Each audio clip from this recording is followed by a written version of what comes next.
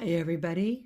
Well, it's 1 o'clock again, and I'm here. I'm going to let you guys start to join me.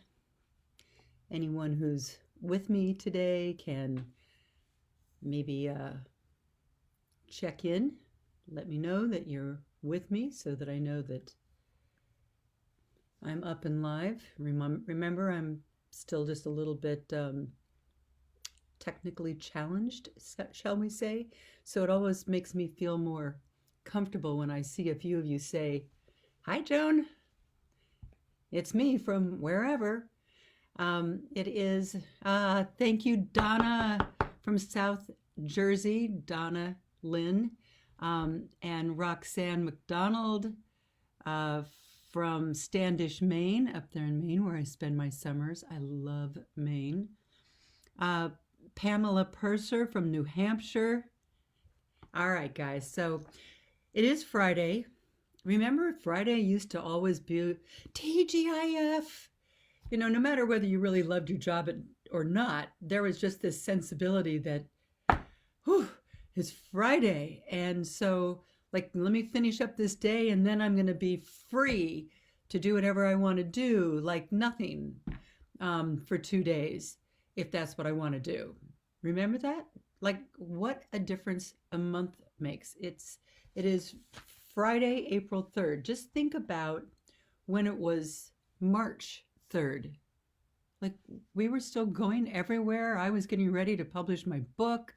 Even the following week, I was on the Today Show, and what else was I on? Oh, Kelly and Ryan. I mean, it was normal still. And I remember maybe the Wednesday of that week, we had a book publishing party, and that was it. That was like the Last Supper. And nobody's really done anything since then. I mean, those of us who are working from home or just staying at home. Um, and let me also say with us, Laura Morton from out in Cali, sunny California. Elise from Larchmont. Nan Barry Cecilia. And Sharon, I think it's Sharon. It's spelled Charon. But you're from the suburbs of Philly. You've been with us on other days. Hi again. So I got something exciting for you today, I think, because no matter what subjects I've done, no matter who I've been talking to, whether it's an exercise person or an anxiety expert, there are always questions in the question lineup over here about skincare, like always. So you asked, I heard, and today I'm really excited to share with you a doctor of mine, um, Dr. Neal Schultz, one of the smartest people I know, but he does it in such a, like, he doesn't wear his incredible brilliance about skincare and dermatology, but I think he's fantastic. And so I'm excited to be able to share a little bit of him with you today because he's agreed to let me call him. But again, it is April 3rd, and I know that Easter's coming up and Passover's coming up. But before I start, let's just let this be Grateful Friday. All right. Grateful that we're in our homes and that we're, really being vigilant about staying safe and, don't get, you know, don't succumb to that desire to everybody get together for the holidays. And as tough as it might be, maybe learn to do Zoom. Call a younger kid if you can't figure out how to get onto it. Maybe one of the younger people in the family puts together the Zoom, because once they just get a Zoom going, they just like send a link and you can all sign in and Zoom your Easter dinner or your Passover Seder. All right, so with that being said, here I have Dr. Neal Schultz.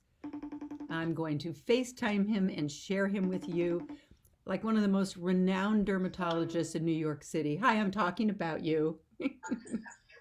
Hi, Neal. Well, Yeah, I hope you're saying good I things. am saying great things. Let me just finish up here. He is not only unbelievably knowledgeable, but he has the most, I don't know, kind, soft, assuring way about him when you go in and you're upset with something about your face, whether it's dry skin or acne or, issues of aging.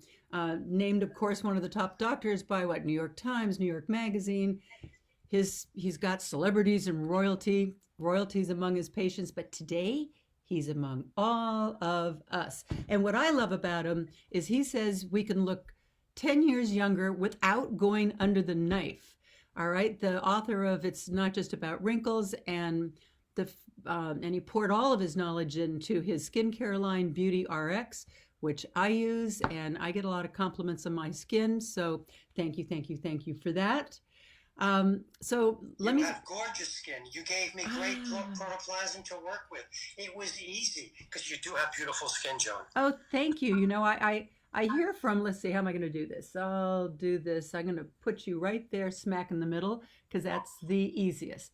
So, I do get compliments on my skin, and I do attribute it to I take impeccable care of my skin, as you know. I don't fool around because I live my life in an 8x10 or on camera. So I want to ask you some questions today, though, because I've been getting a lot of questions about skincare. And I know that you say it doesn't have to be made difficult. So, what are the typical changes that our skin goes through as we reach our 40s and then our 50s and 60s and beyond? And are they necessarily our problems, or are they kind of usually age related, like how what everybody goes through? Well, Joan, that's a great question because we're all getting older, and there are certain things that are going to happen. And I like to take the big picture and make it easy. Okay. Let's separate all of the things that you see in the mirror into three different categories. Okay. Colors like discolorations, like browns, whether it's brown spots or blotchy brown discoloration from the sun. And the other discoloration is reds. And as we go through our 40s and 50s, these things are going to happen, whether it's pinkness or broken capillaries. And then there's texture. And texture is smooth skin, or we used to have smooth skin, but as we get older, our texture gets rougher because we accumulate dead cells. And that rough skin does not glow. It is dull. It makes us look older. It accumulates brown discoloration. It enlarges the pores. And between the color, the discoloration, and the textural changes that are happening decade by decade, that is the driver, in my opinion, of older looking skin. And you haven't heard me mention the word wrinkles. Yeah. Well, the third category, of course, is contours. And there are wrinkles, and there is sagging as we get older because, as every pilot knows, gravity always wins. But seriously, it's not just about wrinkles, because if you draw a map of your face, only 5% of that map is lines, wrinkles, sagging. It's the other 95% that makes you look older. It's dull skin, large pore skin, discolored, balanced skin, dry skin, oily skin, so on and so forth. That's the 95%, and that's the part of your whole face that's making everybody look so much older. Look, it's real easy to recognize lines and wrinkles, but what people don't recognize, because not their fault, they haven't been taught to understand the impact of the driving force of discoloration and texture. And just to give you an example, if a 50-year-old woman, interesting age, if a 50-year-old woman comes into my office and says, Neal, get rid of all my lines and wrinkles, and I use my syringes, my Botox, my filler, she doesn't look 30, Joan.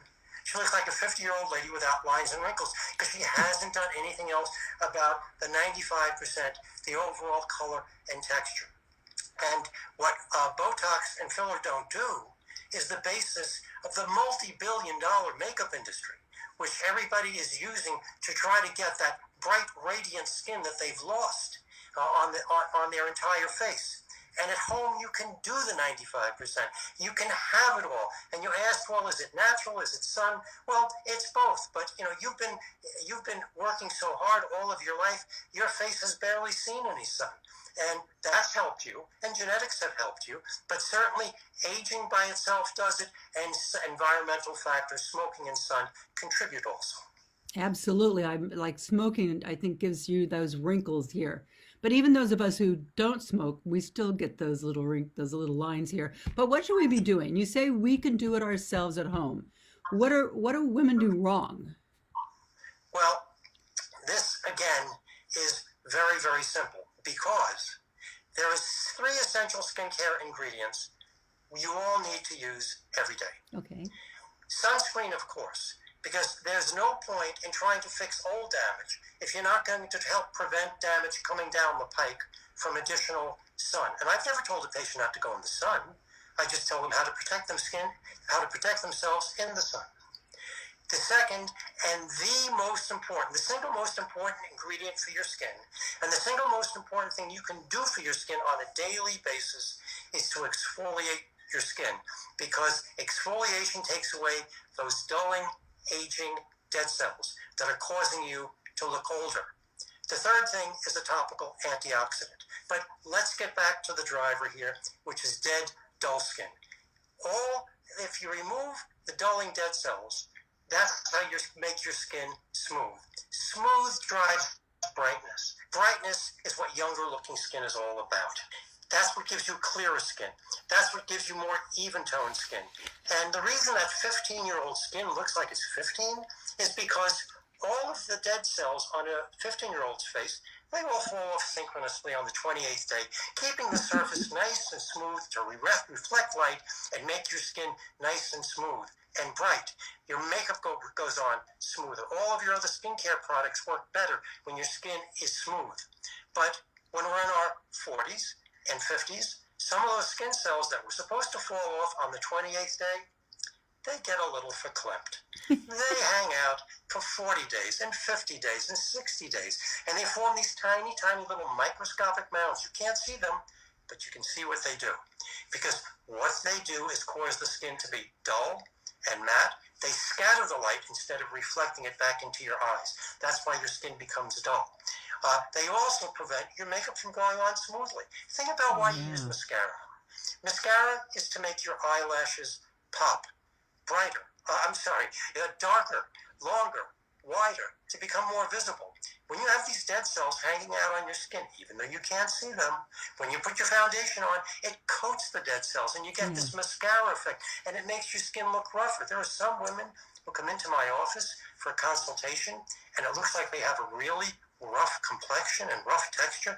We take off their makeup, their skin isn't so bad, because their makeup is exaggerating the dead cells. So if you make daily exfoliation the core of your skincare routine, use all of your other skincare products, your moisturizers, your vitamins, your peptides, but if you make exfoliation the core, you will then be able to have a gorgeous, glowing, younger-looking skin. I'm going to go back to makeup for a second, because if the purpose of makeup is to give you a bright, radiant finish on your skin, the only thing better than that is having that bright, radiant finish without makeup. And when you're using a gentle chemical exfoliant, and I prefer chemical exfoliants to physical exfoliants, and there really are only two chemical exfoliants, glycolic and retinoids. And ever since I discovered glycolic in the early 90s, I've never looked back. I've only used glycolic. If you use glycolic daily, you will get what I call the glycolic glow. When you wash your face at night, the glow doesn't come off the way it does when your makeup washes off. You wake up with the glow. And I know that exfoliation has finally worked when women tell me they no longer need to put on foundation when they have makeup optional skin. That is it. You know, it's interesting. You said 15-year-old, and I brought you my 15-year-old daughter who had just gotten like incredibly dry skin. I think she'd used many products that like were too harsh for her skin, thinking that that would help. And she came into you, and I remember you said, I'm not even going to ask you what moisturizers that you've been using that aren't working, because nothing's going to penetrate the layer of dry skin that you have on your face. And you did like a light glycolic peel, and it was like night and day. I couldn't even believe the difference. Like, you just took off that layer of dead skin, and she went home with this shining, glowing, beautiful skin, and doesn't wear makeup, and she never looked back. So I know that that's important. I want to ask you right now about, wait. Somebody just asked, is there any way to get rid of bags under my eyes? Carol Shapiro. Bags under the skies? under the eyes? Bags under the eyes are a little bit more troublesome because often they are caused by fat that gets pushed out from under your eyes. The eyeball actually sits on a little fat pad inside, and as the floor of that fat pad starts to weaken and the weight of the eyeball pushes down, it pushes the fat out, that becomes a surgical problem. I don't think you're going to have a lot of success at home for bags under your eyes. There are things that you can do with products called tensors, and tensors are products that just make the skin a little more taut. And we have something in Beauty RX called the Derm Stick for crow's feet, which causes a little bit of tightening of the skin, but it's not going to get rid of those real meaty, thick bags. Ooh, I'm going to look online for that little product there. Somebody's asking, do you also get lines around the mouth from using a straw? I don't know. Can you answer that? I can answer that. Okay. Yes. Anything that causes repetitive motion will ultimately break your collagen and cause lines. So if you take a paper clip and bend it back and forth 6 times, you break it. If you keep making repetitive motion, whether it with the upper lip, whether it's from cigarettes, straws, kissing, talking, ultimately, if you bent that collagen enough times, you're going to break it. And by that collagen breaking, that's what actually causes first fine lines and wrinkles and then deeper lines and wrinkles. And this is a place where actually Botox, which of course is something that's done in the office, where Botox can actually prevent those lines from developing if you actually start doing it early enough. But there are other at-home things that you can do to mute those lines, such as the glycolic exfoliation, which is going to help actually thicken the live skin and talk to the dermis and make new collagen to help fill them in, and using topical vitamin C. All of those things can help with fine and fine to medium lines from every place on your face. I'm willing to give up all those things except the kissing part. I'm with you, and that's why dermatologists were created. So right now, of course, everybody's inside their homes. There's some that are joining us from beautiful California and everything, but here in the East, I mean, it's chilly outside. I mean, it's really like some days the sun will come out, but it's still crispy chilly. So we have the heat on in our houses. And a lot of people aren't going out at all. So no sun, which is always an issue, no vitamin D for those of us that live in the Northeast. But right now, with people not going outside and getting so much hot, dry, heating through their homes, any suggestions for that? Well, first of all, humidifiers will help with the problem. And if you don't have a humidifier and you have an old-fashioned steam radiator, just put a bowl of water on top of the steam radiator, because when the radiator comes on, it will cause evaporation of the water and help increase the humidity in the air. But really, putting on moisturizer frequently will be of some help. But you saw what happened with your daughter when she had all of that dry, dead skin on her face. Hers wasn't necessarily as much from dryness as it was from irritation from over use of products. But the whole point is dead cells on the surface of the skin do not allow your skincare products to work, including your moisturizers. So you've got to get rid of the dead cells, and the dead cells are on your arms, they're on your legs if you're not removing them. So you need to use, again, a gentle chemical exfoliant on your arms and legs, everywhere on your body where you're dry, even your face. That will then allow your moisturizers to work so much better, and that is an important part of making your moisturizer work. 2 other things we can do to help you here. Number 1, in the shower or bath, don't use hot water. Hot water makes more water disappear from the skin. Use warm water. And secondly, take quick showers or baths. Don't take long ones.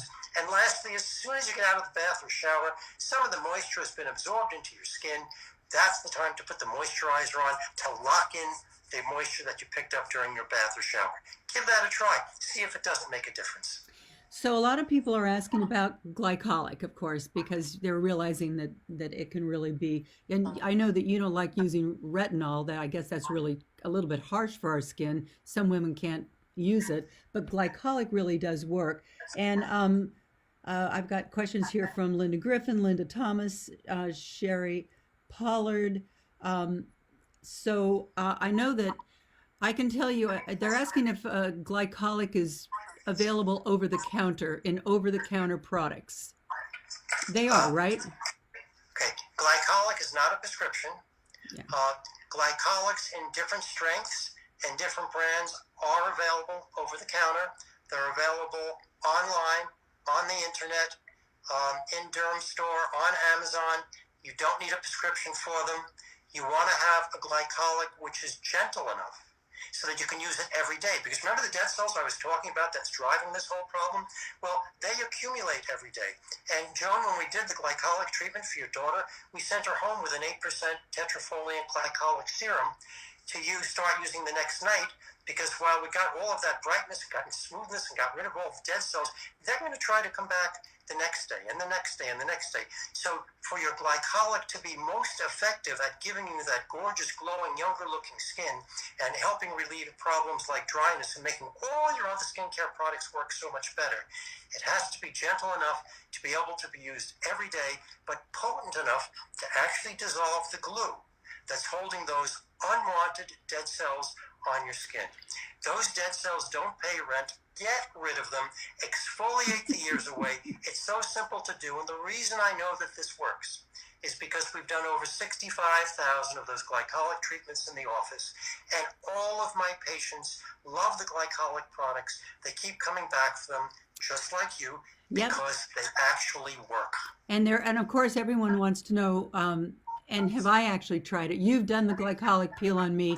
My makeup artist loves it the next day, or because he realizes that he says, oh my gosh, this is great, because the makeup goes on so much smoother. And I will tell you also, the last time I was in, you gave me a body lotion that has the glycolic in it. And I had just felt like, particularly from the knees up, I would look at my legs and it just looked like they were, I don't know, they weren't smooth, glowing, normal skin. They looked like they had dead skin cells on top of it. And that, using a body lotion with a glycolic part of it, has changed my arm and leg skin a lot. And of course, at night, I use, you could probably describe it better, but I use the little droplet of the glycolic. That's the 8% tetrafoliant serum. Okay. And then I think it's vitamin C in the little pump. That is correct. You use the triple vitamin C because that's the antioxidant, which I just glossed over very briefly. But you need antioxidant, and vitamin C is the best topical antioxidant for the skin. And then I use the anti-aging night cream. I think I have a couple of AMs and PMs that I use. That's the intensive hydrating peptide cream that you use at night. And then during the day, as a day moisturizer, you use the nourishing moisture cream. Yep. And we also gave you eye area products because the products for the rest of your face are really not suitable for the delicate, sensitive skin of the eye area. So you're using the gentle exfoliating eye cream on the eye area at bedtime, and you're using the ultra hydrating eye repair cream, which is a very rich emollient moisturizer for the eye area during the day. And the eye area lies about everybody's age because it ages 5 to 10 years ahead of the rest of your face. You also taught me to put the eye cream on first. I couldn't believe I'd lived my whole life, and I just learned this from you like this last year. Put the eye cream on first and then put the rest of it on. That's correct, because that way the eye area creams, which are specifically made to protect the eye area, will protect it from the other products, which are often stronger and more acidic. And this way you've buffered the area and you've put the protective eye area products on first. Couple just quick questions. Red capillaries, Pamela Purser is asking about. Those need to be treated in an office, right? Mostly in the office with painless, no downtime lasers. But what's really interesting is that if you use your glycolic on a regular basis, it will help to reduce some pinkness. And if it helps to reduce pinkness, then it can have a positive effect even on smaller broken red capillaries. All right, another one. Should we be supplementing vitamin D because we're so dry and people's nails are like chipping because of everyone being inside? Well, vitamin D is a very complicated subject, but to make it easy, everybody should be taking vitamin D supplements because we don't get as much sun, unprotected sun, as we really need to make vitamin D. And certainly while we're quarantined, while we're indoors, you can't make any vitamin D because vitamin D is made by UVB, the burning rays, and window glass stops all UVB. So there's no UVB even if you're sitting next to the window. So your skin can't make any vitamin D. So by all means, you do need to be taking vitamin D supplements. And I think you mentioned nails. Mm-hmm. And the best help for your nails, because the actual nail itself is dead tissue.